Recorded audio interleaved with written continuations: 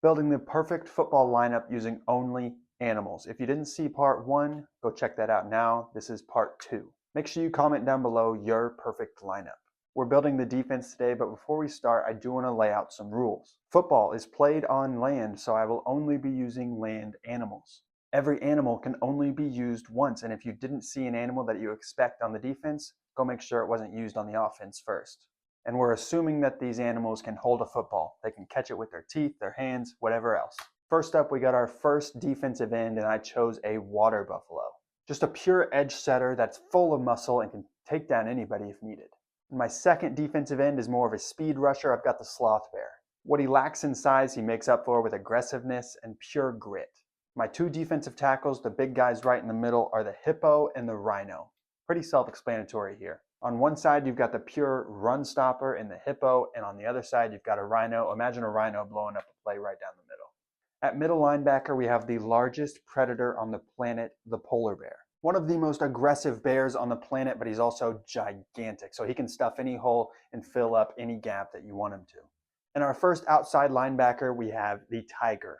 Freak athlete, he's a predator, so he's going to get after you, going to take the right angles, and he can make a tackle.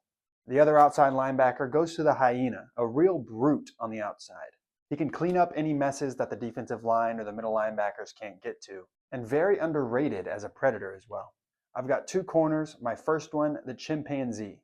I talked about it a little bit on the offense, but apes have a wingspan that cannot be matched. So imagine you're throwing up to your receiver and a chimp just jumps up, grabs it right out of the air. And they're also super aggressive. Imagine trying to break a tackle off this guy. On the other side, we've got more of the speedster, the more pass coverage corner, we've got the cheetah. Obviously the fastest land animal on the planet and can catch up to any receiver no matter who it is. At strong safety, we have the snow leopard. In terms of big cats, he's a little bit on the smaller side, that's why we moved him back, but he can still make all the plays you need him to.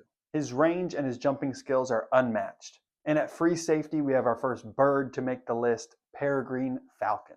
It's a very tiny bird, but hear me out. They are the fastest bird in the world, can dive at north of 200 miles per hour. So you throw a deep ball, imagine a peregrine falcon coming in and spiking that ball out of nowhere. Moving over to special teams, at kicker, we have the ostrich. One of the most powerful front kicks in the animal world, so you would think that he can probably kick it through the uprights. And at punter, we've got another powerful kick, the kangaroo.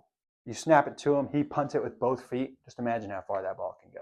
And we mentioned it already on the offense video, but I'll mention it again. Our kick returner, punt returner, kind of gadget guy is a gazelle. He's elite in space and can make anybody miss. Once again, if you didn't see the offense, make sure you go watch that now and make sure you comment down below your perfect lineup.